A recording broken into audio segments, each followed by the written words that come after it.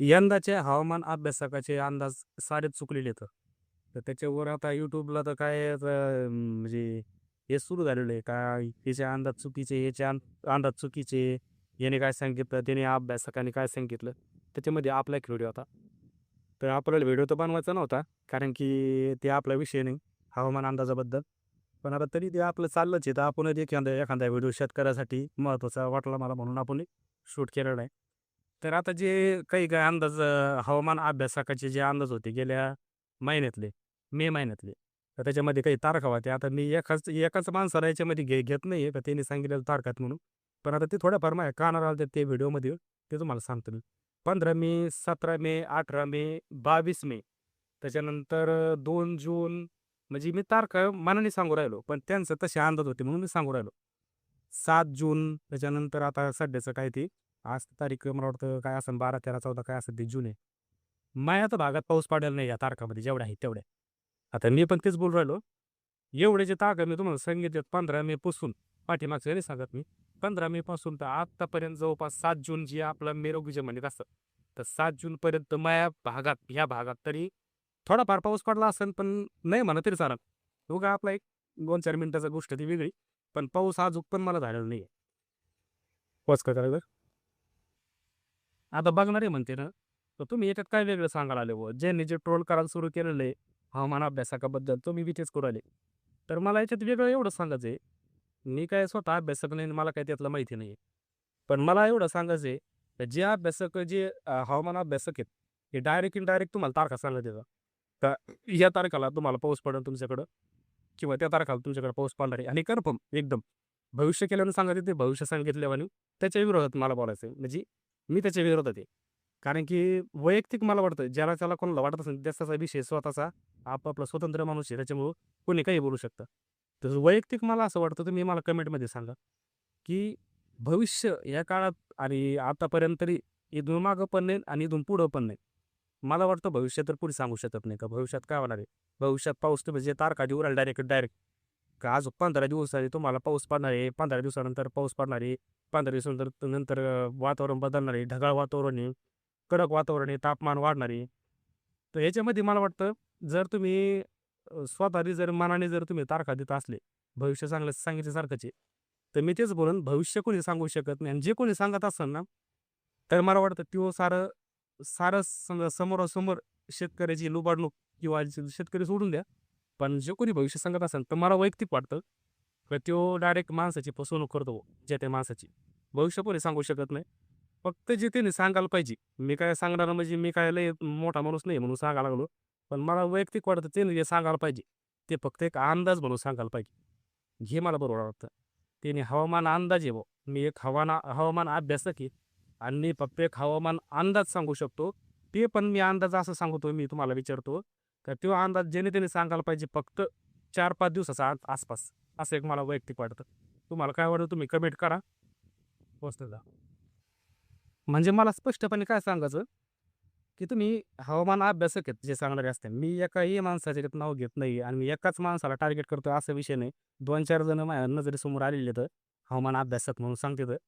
तर त्यांच्याकडं काय सिस्टम आहे म्हणजे त्यांच्याकडं काही तंत्रज्ञान आहे किंवा त्यांच्याकडं काही म्हणजे काय म्हणतात त्याला ते मशिनरी एखादी काही हवामानाचं वेदरचं काही त्यांच्याकडे आहे का ते मला काही माहिती नाही. जर असेल तर चांगली गोष्ट आहे. पण जर मनाने जर ठोकीत असली का चला आम्हाला अनुभव आहे 10 वर्षाचा, 15 वर्षाचा, तर ते मला चुकीचं वाटतं. कारण की कोणीच असं भविष्य कोणी सांगू शकत नाही असं मला वाटतं. जर सांगत असेल तर त्याने स्वतःचं भविष्य लोकांचं सांगण्यापेक्षा स्वतःचंच भविष्य बघावं, त्याने ती दुरुस्ती करून घ्यावं असं मला वाटतं. त्याच्यामुळे मला एक वाटतं तर त्याने अंदाज आहे ना पावसाचा, एक पावसाचा अंदाज सांगतो त्यांनी. तर त्यांनी फक्त एक मला वाटतं अंदाज सांगतात तुम्ही, तर 2-3 दिवसाचा अंदाज सांगू शकतात आणि 2-3 दिवसात तुमचा सांगितलेला अंदाजे खराबी होईल असं मला वाटतं अंदाजे. कारण की काय असतं वातावरण थोडंसं का अनुभव असतो आणि थोडं वातावरण चेंज होतं, हीट वाढतं. काही त्याच्यामुळे ते परिणामानंतर निसर्गामध्ये काहीतरी बदल होत असतील आणि एक तर मी सांगतो निसर्गावर तर आपण म्हणजे निसर्ग केव्हा काय करीत हे तर आपण कुणीच सांगू शकत नाही. पण मशिनरी जर त्याच्याकडे असते तर त्यांनी एक 2-4 दिवसाचा अंदाज सांगून जर सांगितलं तर काही अडचण नाही आणि मला अशी बी काही अडचण नाही आहे. त्यांनी महिन्या जरी अंदाज सांगितला ना तर मला काही अडचण नाही. मी काय तर बोलतो म्हणजे मग कुणी ऐकलं असं थोडंच आहे. पण मला एवढंच सांगायचं आहे तर मला आता त्यांच्या विरोधामध्ये एवढंच सांगायचं आहे का तुम्ही जे अंदाज सांगतात तुम्ही, तर ते तुमच्या अंदाजाने कधी-कधी खरे ठरत असते ना, अंदाजाने. त्याच्यामुळे तुम्हाला शेतकरी बघतात आणि मला वाटतं तुम्ही सांगाल, तुम्ही काही सांगू शकता. स्वतंत्र आहे माणूस, काही बी सांगू शकते. मी जे आज बोलतोय, मी स्वतंत्रपणेच बोलू राहिलो. पण मला वाटतं तुम्ही शेतकऱ्याची फसवणूक तरी नाही करायला पाहिजे आणि जे ऐकत त्यांनी पण थोडंसं लक्ष द्यायला पाहिजे. तर आपला समोरचा माणूस काय सांगतोय. आता कोणी मी सांगतोय म्हणून तुम्ही ऐकायला नाही पाहिजे. तुम्ही त्याच्यावर विचार करायला पाहिजे. कारण नेमकी हवामान अभ्यासात काय सांगतोय आणि त्याचे आपण कितीपर्यंत त्याचं ऐकायला पाहिजे आणि कुठवर त्याचं ऐकलं पाहिजे आपण. हे थोडंफार शेतकऱ्याला ज्याची त्याची बुद्धी दिली पाहिजे. का आपण याचं किती ऐकायचं, किती सोडायचं. आता आपला मेन मुद्दा होता हवामानबद्दल आपला तो विषय नव्हता. आपला मेन मुद्दा होता सरकी लागवडीसाठी. तर आपल्याकडं तर काय सरकी रान नाहीये. म्हणून आपण सरकी लावलेली नाहीये आणि सरकीबद्दल आता व्हिडिओ द्यायचा उपयोग नाही काही. पण आता एक आपली एक 4-5 वर्षाचं म्हणा किंवा 7-8 वर्षाचा आपला जे अनुभव आहे, तर त्यासाठी मला वाटलं शेतकऱ्याचा थोडाफार फायदा होईल किंवा शेतकऱ्याला थोडंसं सोपं जाईल बुवा, सहज होईल. त्या हिशोबात आपण थोडीशी माहिती सांगू का शेतकऱ्याला अशी शेती कशी करायला पाहिजे आणि आता तुम्ही म्हणता ना त्याला पॉज कर. हे व्हिडिओ जरा शिकले. सरकीच्या लागवडीबद्दल थोडंसं आपण जर मी तुम्हाला सांगत नाही काही जास्त नाही.